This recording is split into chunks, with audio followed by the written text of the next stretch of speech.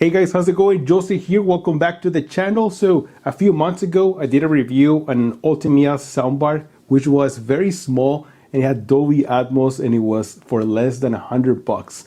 I got it on Amazon, but now fast forward a few months ago, and now we have the Ultimea Nova S80. This soundbar, this whole system costs $300 and it has 5.1.2 immersive surround sound speakers. So it has rear surround sound speakers. It also has up-firing speakers in the soundbar. It has 4K HDR pass-through and a much better and improved bass system, like a subwoofer with Ultimea's Bass MX. I don't know what that means, but it's a advanced technology, I assume. So for $300, is this worth your money? Let's find out. We're going to do an unboxing, set it up, and test it out for you. Welcome to the channel. I'm Joster, and let's do this. All right, so let's do a quick unboxing and let's see what do we have in here. All right, so first we have the instructions manual. So the soundbar is divided in two pieces. Look at that. And then we have to put it together kind of like this, you know? So this way it'll make a one whole piece all the way through.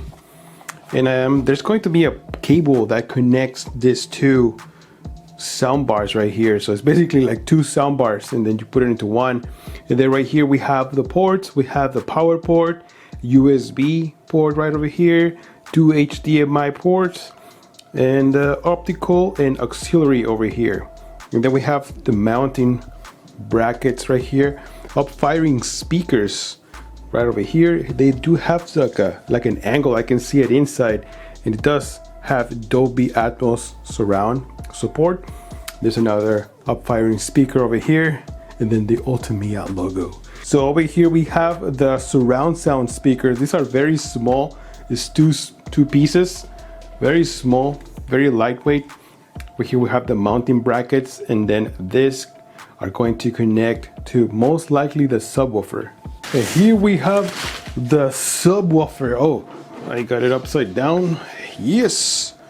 So here it is. This is the little surround sound speakers will connect right here. Here's the power, and that's pretty much it. Oh, and I almost forgot. There's also the power cable, the power supply right here. And then we have a box with goodies. Let's open it up, and oh, there it goes, the Ultimea 1-year warranty. We have that, and we have all the cables. So this is like the optical cable. This is an HDMI cable. It's nice that they include that too. This is the power cord. These are the surround sound speaker cable. Very long. Looks very long. This is the cable so I can connect both of those sound bars. Nice. We have a sort of like an auxiliary cable. We have brackets to wall mount the soundbar. Nice. We have like an, what is this, like an L-shape HDMI adapter, just in case if you need that.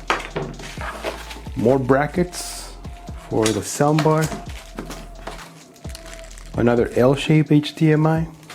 Here is the Ultimea remote control, which is super easy to use. I like it. It has all the necessary buttons right here, and I like it. Pretty nice. So let me put it together and let's do a test, shall we? All right, guys. So my first impression right now is such an improvement from the sound of the TV. This is such an improvement, but what I noticed the most is the rear surround sound speakers. They make such a big difference. It's almost like a dragon. There's a lot of good Dolby Atmos movies right here on Netflix, and this soundbar also has the Dolby Atmos button right here. So what it does, it has like 4 different levels. So right now it's level 1, -1, 0, and 1. Actually, it's like 3 different levels. So if you want the most effect, you're gonna have it at level 1. This is the story of World War II. The voice, if you are having problems not hearing the voices when watching a movie and it's just too loud with explosions, This soundbar does an excellent job with voices. Kamikaze strike. But one thing that I noticed is that using the remote control from your TV, you can actually control the sound from the soundbar too. But there's a little bit of a delay, it takes forever. So I recommend to use the soundbar remote controller. It's just so much faster, you can do everything so much faster. Another thing I noticed is that this soundbar has this bass MX, but the subwoofer is not that loud. Even though you have different levels, for example, BS, I assume is that for bass. It's a level 4 right now. If you press it, the button, it goes to -4. So as soon as it changes to -4, I notice there's almost like flat, there's no bass at all. So if you want to have the most out of the bass, you have to change it to at least 4. 0, 1, 2, 3, and 4. This is the only way I can get the most out of the bass. But even so, with that set on 4, it's not as punchy as compared to other soundbars that I have tested before. You know, so the sound is more like neutral. It's not as punchy. So there's some people that prefer punchy soundbar like me, but if you prefer neutral sound, this is it. But I watched movies already with this soundbar and they sound amazing, especially since I have such a small room. This works better on a small room. I don't know if I tested on a bigger room, I don't know, but here it sounds really nice. And the soundbar gets super loud. Right now I have it at level 12. Let me put it on louder.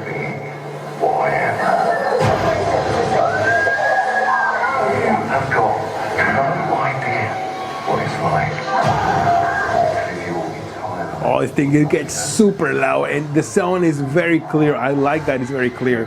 Now you can also have presets here too. For example, the equalizer you have. So that's a movie. That's the one I prefer for movies. But that's blog. I don't know what blogs like blogging. I guess it's more favorable to voice. This is music. Music gets super loud.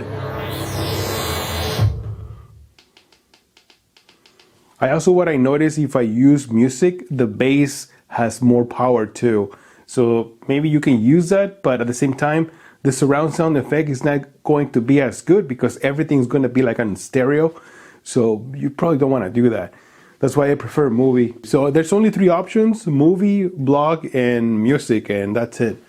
Now the rest of the options are going to be EARC, HD-in, optical, Bluetooth, equalizer, and then input. You can change different inputs.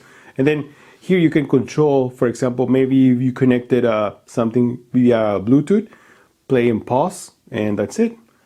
Volume up and down, and mute, and that's pretty much it. Alright guys, so now I connected my Xbox Series X because I wanted to test with the 4K HDR pass-through. And let me show you something that was very interesting. Let's go to settings, TV and display options. And right now it's supporting 4K 120 Hertz. And if we go to 4K TV details, it supports pretty much everything. Everything I have the green check marks. Yeah, except for Dolby Vision. That's because I probably have it turned off. Oh, actually, no, I do have it turned on.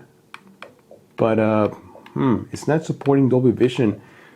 Even variable refresh rate is turned on, auto low latency. I mean, everything is just working except for Dolby Vision for gaming.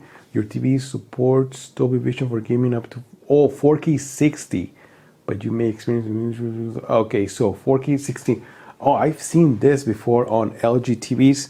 I don't know why this came back, but anyways, I have 4K 120 Hertz, and every single feature is working. And what I did is connected the Xbox through the soundbar, and then the soundbar is connected to the TV. So make sure your HDMI port from the TV is optimized. So let's go and test some gaming and let's see how it feels. Let's do this.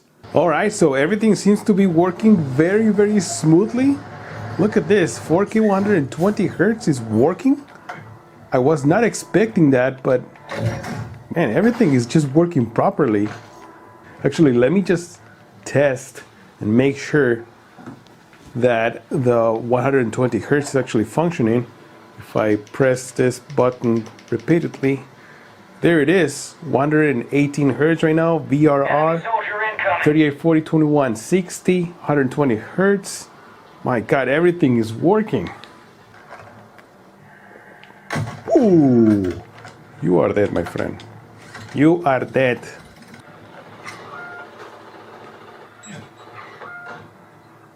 Oh, there you go.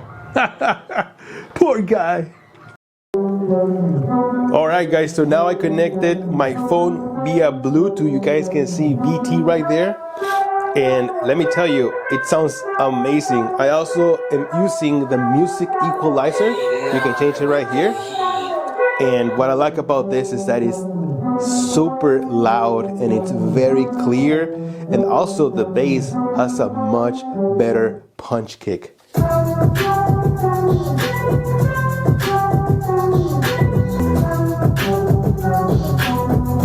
There's the bass or the subwoofer right next to my Nakamichi sub as well. You guys can tell the big difference is much smaller, but when you're using the music equalizer or the preset, it just has so much better punching. Now, some people are going to ask if you can connect the TV via Bluetooth to the soundbar, and yes, you can. The only problem I see with that is that you're not going to get the Dolby Atmos surround effect, you know, and also you might gonna have some problems with the audio syncing. It's not going to be the same lip sync as if you have it connect with the HDMI port. I mean, the best way to get the audio sound from your TV to a soundbar is through HDMI, no matter what. But yes, regardless of that, you can still connect your TV via Bluetooth. All right, guys, so do I recommend this soundbar to you? You know what? First of all, let me tell you about the pros and the cons of my experience right now, and then you guys can come out with your own decision at the end.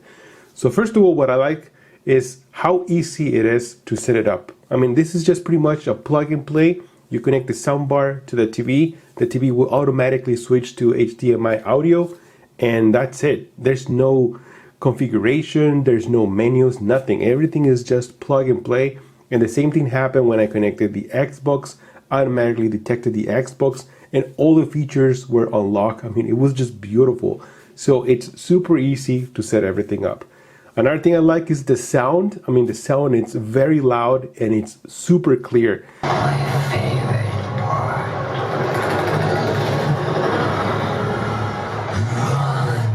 You can hear the separation between the dialogue and the, for example, the rain or maybe the birds chirping in the back or bullets crossing. It's very clear, especially with the surround sound speakers in the back. I mean, they make a huge difference. Now, the Dolby Atmos surround effect is not as effective because, you know, it's not going to be the same as if you have a truly surround sound system, like, you know, with the receiver and the ceiling mounted speakers. It's not going to be the same experience. I mean, this soundbar has up-firing speakers, but the sound has to travel all the way to the ceiling and then bounce back to you. It's just not going to be as effective. But if you want it for the surround sound effect, it's just amazing. It's just the Atmos is not as good. One thing I wasn't a big fan of is the subwoofer. I mean, the subwoofer, I was expecting a little bit more punching power. I mean, even the previous soundbar that I reviewed, the Nova S80, even though it was a smaller sub, I feel like it had more punching power. This one is more balanced. This one is more subtle, more neutral. So if you like that, this is great for that. But I was expecting a little bit more punching power, you know. I like when my room rumbles right here. Another thing I love about the soundbar is that it has all the gaming features. I mean, if you're going to be using this for gaming, especially like on the Xbox, you have everything. I mean, you have 4K 120 Hertz, VRR, HDR, Dolby Vision. I mean, you have everything available. I was not expecting that, but it's just a big plus for me to be using that. So yes, for $300, I do recommend this soundbar. I mean, there's a lot that you can get out of this soundbar for just $300. So yeah, there's going to be a link in the description of the video if you guys are interested in buying one. And what else can I say? I love it. I love it. I'm gonna keep it. I'm gonna keep using it, and that's it. So thank you so much. I hope you guys enjoy this video. If you have any questions, let me know in the comments below. And I'm Joster, and hope to see you guys in the next one. Joster out! Smash that like button. Smash it. Smash it. Don't hesitate. Do it.